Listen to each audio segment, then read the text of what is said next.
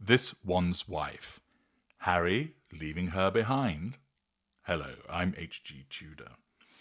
An interesting article has appeared at Daily Mail Plus behind the paywall, written by Charlotte Griffiths, who is a pro-Harry journalist. And the content of this article provides interesting food for thought about what might be going on with the Sussexes. And I'd be interested to receive your contributions, valuable viewers, as to what you think that it's actually telling us. Griffiths writes, suddenly the timing of Prince Harry's secret peace summit last week seems more strategic than first billed. Only a few days after that remarkable meeting between the King's Communications Secretary and two representatives from the Sussex household, Harry has now landed in Africa for a solo charity trip, surely designed to improve his public image. The Prince walked along a cleared path on a landmine site for the Halo Trust, the same route his late mother, Diana, took 28 years ago in Angola for the same British NGO. Pausing there, fails to point out that he did this way back in 2010, so he's just repeating himself. But anyway, the pictures that emerged today of Harry were clearly part of a carefully planned campaign by Team Sussex to emphasise to the world that he is Diana's son and shares her bravery and compassion, as well as her eye for a good photo opportunity. Friends say Harry is desperate to distance himself from the image of the bitter prince that has defined him since Megxit, and is willing to do whatever it takes to move on, even if it means briefly leaving this one's wife behind for important publicity tours. Now, that's a rather interesting and potentially important statement, isn't it?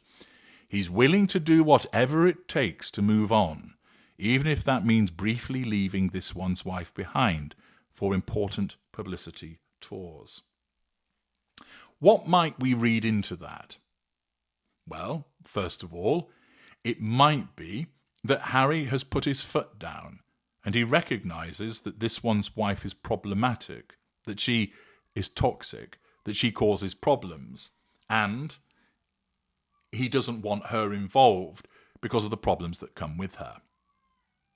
Secondly, it might be the case, instead, that he's put his foot down because he recognises that she's problematic, but also it's all about him now wanting to improve his image, not so much as avoiding the tainting, but avoiding the tainting and rehabilitating his own image. Thirdly, could this possibly be a soft entrance to the fact that they have separated already, that divorce is on the horizon, that he is foreshadowing the fact that he's going to be doing more things on his own, getting us used to that idea so he gets in first in the divorce stakes?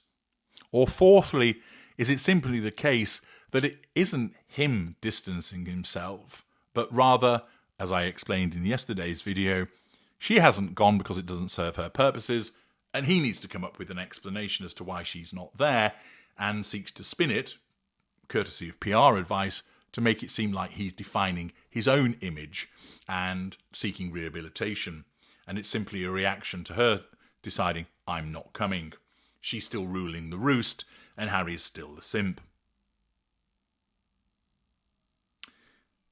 There's credibility in all of those suggestions as to what might actually be going on here. Remember, they've had a professional separation before that lasted a few weeks. I think it was the back end of last year, where they weren't seen together for some time. But it didn't work, did it? That it didn't change the public perception, and then they started making appearances together again. What do you think about that? What do you think of the scenarios that I've outlined? Which do you think is most applicable to this apparent him now doing whatever it takes to move on? Indeed, he travelled to Africa, which he has previously described, the article continues, as his home away from home without this one's wife, whom it had been said hoped that she might be thought of as a new Diana when she married Harry in 2018. This event has been months in the planning, and it was Harry himself who ruled out this one's wife's attendance on the landmine walk from the start. Harry didn't want this one's wife there, according to sources in Angola. This decision was motivated partly by concerns over her safety, but also by a belief that the Halo charity is his thing, and he wants to keep it that way. Well, the safety thing doesn't wash, given the attendances in Colombia and also Jamaica and Nigeria. The article continues by explaining, after all, this one's wife could hardly resist the opportunity to be snapped by photographs, walking literally in Diana's footsteps in a flak jacket and face shield, her prince by her side. Apart from anything else, the images would no doubt have been a welcome publicity boost for her new business venture as ever. Well, yes, I suppose you could see her wandering along, holding a bottle of as ever wine and some apricot spread, couldn't you? Until now, Harry's remained doggedly loyal to his wife, but his old friends tell me they believe he's finally realised what the world has known for years, that if he wants to reconcile with the royal family, he must be willing to stand alone. Well, that probably is an accurate description, and whilst there'd be many that would say that they wouldn't want Harry admitted to the fold once again, there are others that would suggest they could see that happening if he got rid of this one's wife, and he would just basically be admitted and put into an Andrew status. And there are many people still angry about Harry's behaviour. Again, might be this an attempt to foreshadow trying to get back into the royal family, or is it the recognition that the marriage is actually over and it is a soft launch to that idea? The article continues by explaining several events this one's wife had been involved in ended up being PR disasters, including in Africa.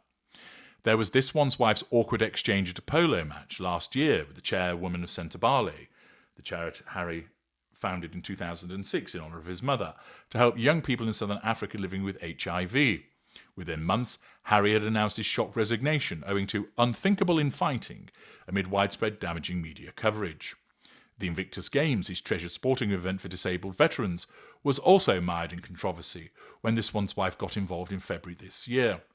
Not only were there multiple costume changes involving expensive designer outfits, but an edifying pictures worthy of Marie Antoinette of this one's wife waving to disabled veterans while being driven in a golf cart. See parts passing. Such publicity only served to distract attention from the very people Harry's charities aim to serve. Harry may, of course, blame the press for the so-called media circus that surrounds this one's wife, which is why he banned the British media from attending his Halo walk. But some might reasonably suggest that her absence is a tacit admission that she might be the problem. I'm told the Prince now wants to own his projects, or at least the ones he has left. Insiders say that after the torrid Centabale saga, he is determined to ensure that such a situation never arises again. Not with Invictus, not with his other UK charity Well Child, and certainly not with Halo, which will forever be associated with his beloved late mother. Now, this is all very interesting, because Harry, through Halo, banned the British press, yet here's the British press commenting in detail as to why he's done what he has done.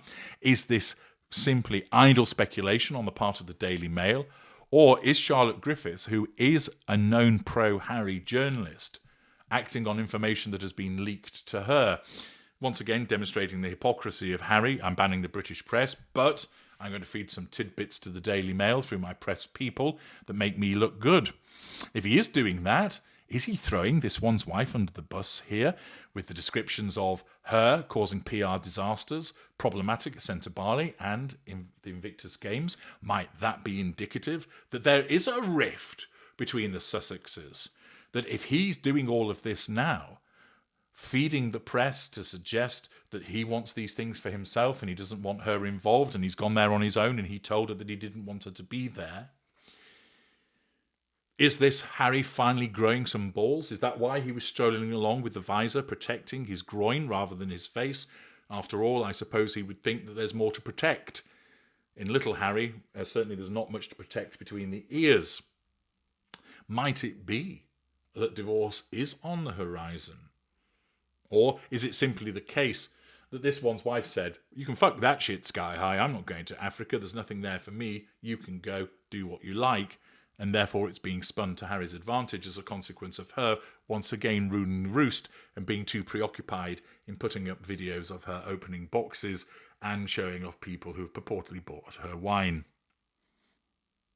Trouble ahead? Or is it just yet more games from the Sussexes? Let me know what you think, valuable viewers, in the comments section. I'm HG Tudor. Thank you for listening.